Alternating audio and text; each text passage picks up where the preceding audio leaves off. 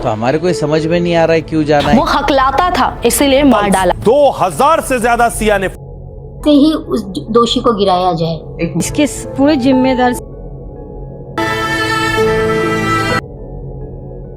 18 जून सुबह 10:30 बजे एक यंग कपल खड़ा है 350 फीट की ऊंचाई पर। नीचे पत्थर और ऊपर नीला खूबसूरत आसमान। दोनों हंस रहे हैं, फोटो ले रहे हैं। उनकी शादी 5 महीने बाद होने वाली है, जिसकी प्लानिंग साथ में कर रहे हैं। सब कुछ परफेक्ट लग रहा है, लेकिन अगले कुछ ही सेकंड में इनमें से एक इंसान जिंदा नहीं बचेगा। एक कदम और फिर एक शरीर हवा में झूलता हुआ सीधा नीचे गिरता है 350 फीट से नीचे। फिर एक चीख इतनी जोर से कि पूरी ओर गूंज उठती है, मदद की पुकार लगाती है। लेकिन उस वक्त किसी को नहीं पता था कि ये कोई एक्सीडेंट नहीं था, क्योंकि सबूत एक ही बात कह रहे थे, ये एक ट्रैजिक एक्सीडेंट था। लेकिन डिटेक्टिव को एक छोटी सी बात परेशान कर रही थी, एक ऐसी बात जो इस पूरे केस को उलट देने वाली थी, और एक ऐसा सवाल जो एक बहन का था, कैसे हुआ जिसने इस केस को पलट दिया। ये एक ऐसा केस है जो पिछले साल भी हुआ है, बस इस बार एक्टर और कैरेक्टर चेंज कर दिया गया है, एकदम फिल्मों की तरह। So let's get started with the Ketan Agarwal case. Ketan Agarwal कोई आम 26 साल का लड़का नहीं था। वो पुणे के सबसे बड़े बिजनेस फैमिलीज में से आते थे। उनके फादर रियल एस्टेट चलाते थे और उनका सालों का एक्सपीरियंस था। केतन उनका इकलौता बेटा था और उनके बनाए हुए 600 करोड़ की प्रॉपर्टी का इकलौता वारिस।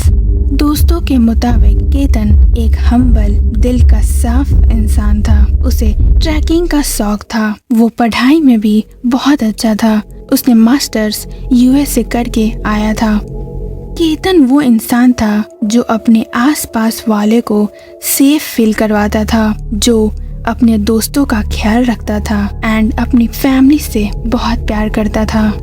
केतन की एज शादी की हो गई थी, इसीलिए फैमिलीज ने सोचा कि शादी कर दी जाए, जिसके लिए उनके पास एक लड़की शिया गोयल जो 20 साल की थी, उसकी फोटोज आई। दोनों को मिलाया गया, बिना प्रेशर के दोनों से पूछा गया, दोनों की सहमियत ली गई और दोनों ने हाँ कर दी। स्टार्टिंग में केतन सिर्फ अपनी फैमिली की खुशी के लिए सिया से शादी करना चाहता था, बट धीरे धीरे उसे सिया से प्यार हो गया था। उसने सोचा कि उसे एक सोलमेट मिल गई है, और जब लोग उन दोनों को साथ देखते थे, ये एक परफेक्ट मैच लगता था। एक लड़के को और चाहिए ही क्या, एक भोली भाली संस्कारी लड़की, और सिया इस चीज में परफेक्ट फिट बैठती थी। अभी वो बीकॉम पार्ट 2 में थी। फैमिलीज ने सोचा कि वो शादी के बाद भी पढ़ाई कंप्लीट कर सकती है। 11 फरवरी 2026 दो परिवार अग्रवाल एंड गोयल्स एक साथ खुशी, प्यार और लेगेसी का जश्न मना रहे थे, क्योंकि आज केतन और शिया की एंगेजमेंट थी। दोनों परिवार का रिश्ता 1 साल का नहीं था, ना ही 10 साल का, ये था 35 साल का। इतने सालों से ये दो परिवार एक दूसरे को जानते थे। उन्होंने बच्चे को बड़ा होते देखा, इसीलिए जब ये रिश्ता आया तब दोनों परिवार मान गए। एंगेजमेंट के बाद दोनों की शादी की डेट फिक्स हुई 25 नवंबर 2026। शादी की तैयारियां लगभग शुरू होने ही वाली थी। 17 करोड़ की डेस्टिनेशन वेडिंग का प्लान हो चुका था, जो उदयपुर के एक पैलेस में होने वाला था। गेस्ट के लिए प्राइवेट प्लेन्स भी बुक हो चुकी थी। बेस्ट फूड, बेस्ट डेकोरेशन और सबसे शानदार सेलिब्रेशन की तैयारियां लगभग स्टार्ट हो गई थी। लेकिन इन सभी के बीच कोई था जो ये शादी नहीं होने देना चाहता था। केतन बहुत ही एडवेंचरस पर्सन था एंड उसे ट्रैकिंग का भी बहुत शौक था। देन उसने सोचा क्यों ना अपनी होने वाली वाइफ के साथ ट्रैकिंग की जाए, जिसके लिए उसने 31 मई को पहली बार सिया को लोहगढ़ की ले जाने के लिए अप्रोच किया, जिसके लिए वो मान गई। दोनों साथ चढ़ते हैं। चढ़ते चढ़ते वो सबसे ऊंची फीट तक पहुंच जाते हैं, जिसकी लंबाई लगभग 350 फीट थी और नीचे पूरी घाटी फैली हुई थी। उस लम्हे सबसे किनारे खड़े होकर सिया के दिमाग में एक ख्याल आता है जो काफी खौफनाक होने वाला था। उसने सोचा क्यों ना इसे यहाँ से धक्का दे दें और ये नीचे गिर जाएगा। सब यही सोचेंगे कि ये एक्सीडेंट था, पर सिया ऐसा क्यों करना चाहेगी? इसका जवाब आपको आगे मिलेगा। 5 जून सिया फिर से केतन को अप्रोच करती है कि वो लोहगढ़ किला जाना चाहती है, बट इस बार केतन के फैमिली मेंबर मना कर देते हैं बिकॉज वो अभी अभी जाकर आई थी। तो उनका कहना था रोज रोज वहाँ जाकर क्या करना है, जिसके कारण ये ट्रिप कैंसिल हो जाती है। 6 जून सिया और केतन की प्री वेडिंग शूट के लिए उन दोनों को बाली जाना था। उन दोनों के साथ केतन की बहन, एक फैमिली फ्रेंड साथ में बाली के लिए घर से निकल जाते हैं। एयरपोर्ट तक जाते जाते रास्ते में उन लोगों ने सोचा क्यों ना किसी रेस्टोरेंट में बैठकर चाय पिया जाए।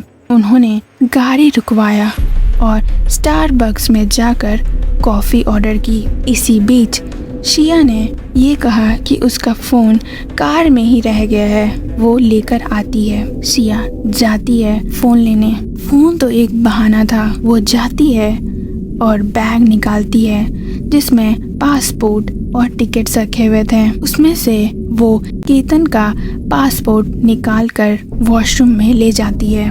पासपोर्ट का टुकड़े टुकड़े कर कर टॉयलेट में फ्लश कर देती है।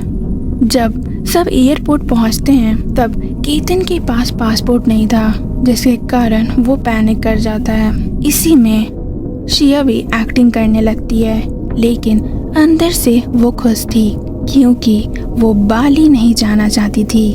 पर वो ऐसा चाहती क्यों थी? 14 जून सिया ने केतन को वापस से लोहगढ़ किला जाने को कन्विंस किया। पहले तो फैमिली नहीं मानी, बट बाद में वो मान गई क्योंकि पिछले बार भी बाली का ट्रिप कैंसिल हो गया था, इसीलिए उन लोगों ने हामी भर दी। सिया और केतन दोनों साथ में वापस उसी स्पॉट पर पहुंचे। वही व्यू केतन किनारे में खड़ा था। सिया ने मौका देखा, उसने धक्का दिया, लेकिन किस्मत आज केतन के साथ थी। वो गिरते वक्त एक पेड़ की टहनी को पकड़ लिया। वो एकदम पैनिक कर गया, लेकिन सिया के दिमाग में एक बिजली की तरह जवाब आया, सांप सांप। वो चिल्लाई, मैंने तुम्हें बचाने के लिए धक्का दिया, सांप तुम्हें काटने वाला था। केतन ने उसे मान लिया, उसे गले लगाया और शुक्रिया कहा।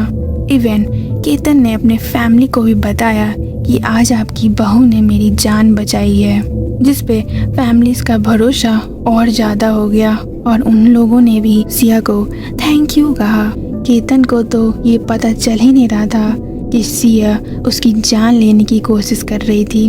वो इतना ज़्यादा भरोसा करने लग गया था, इतना भरोसा जितना इंसान खुद पे भी नहीं करता होगा।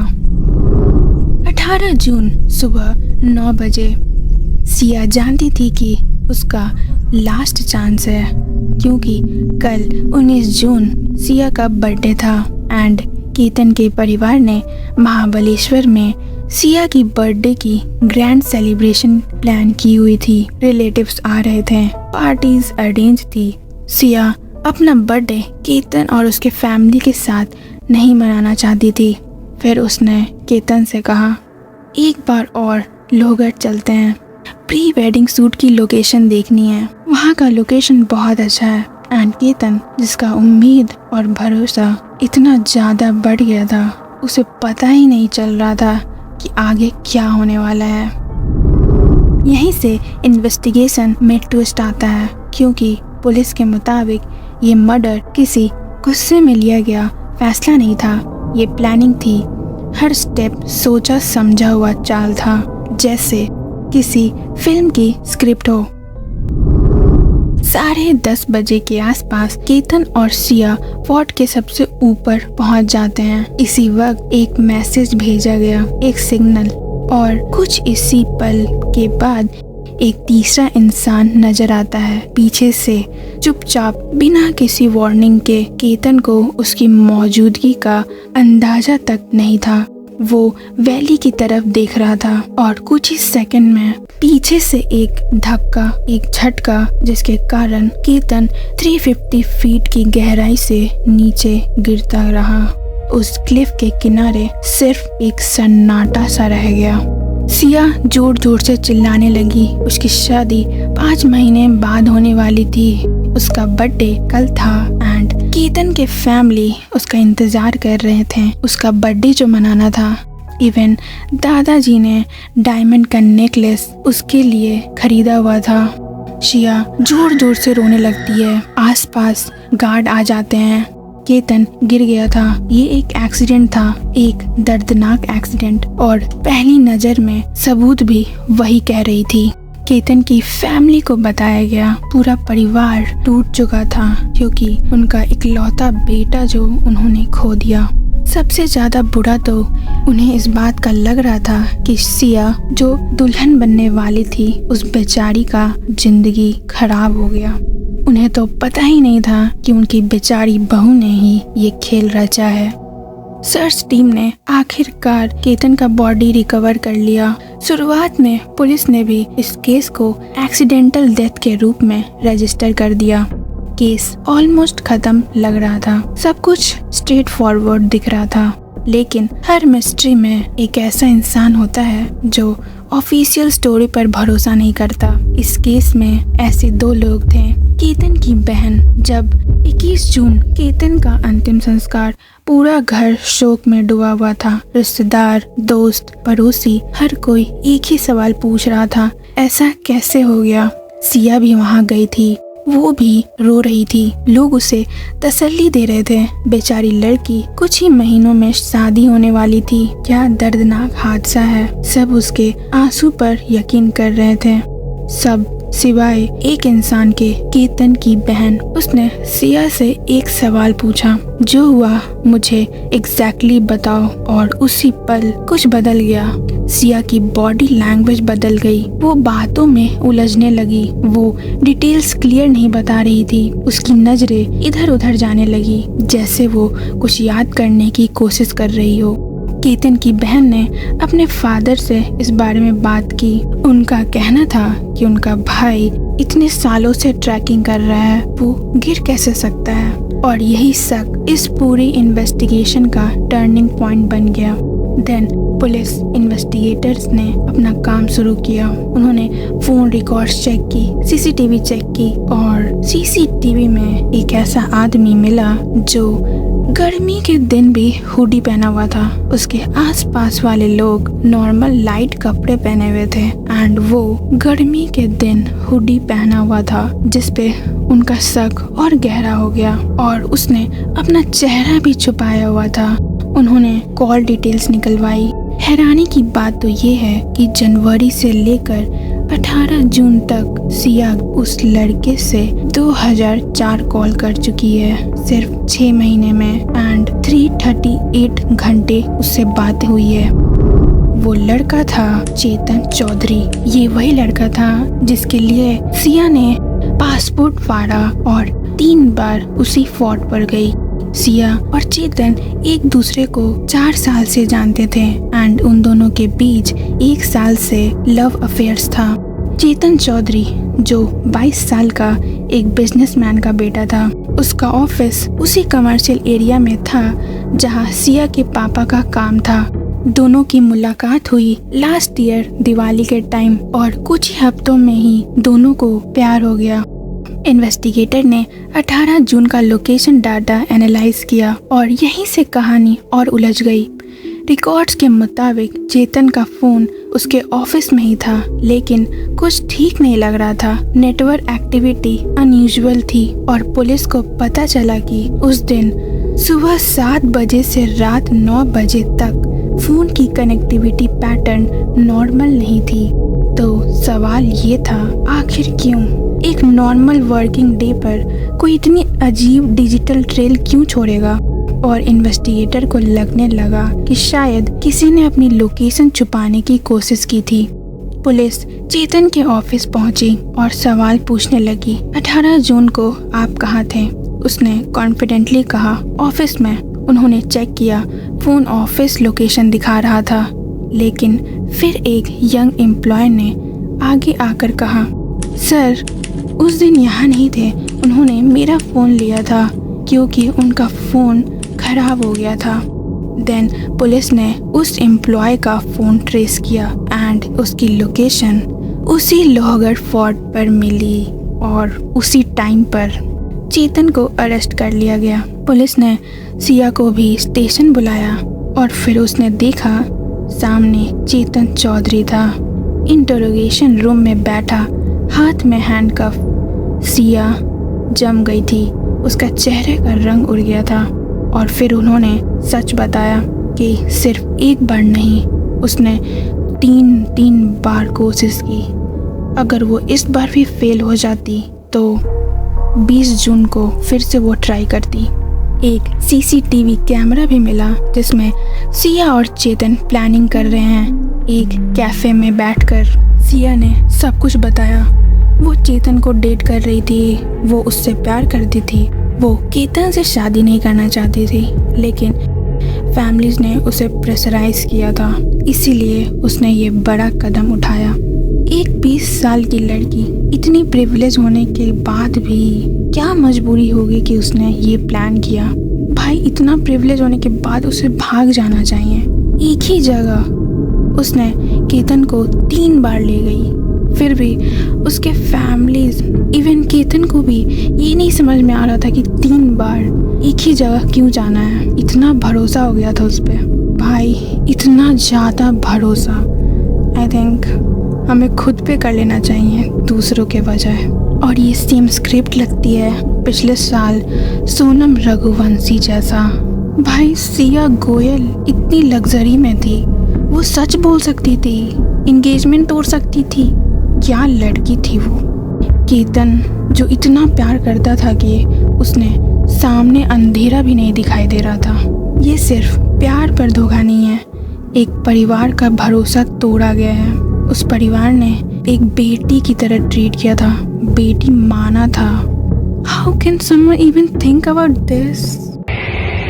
Thank you. पसंद है तुम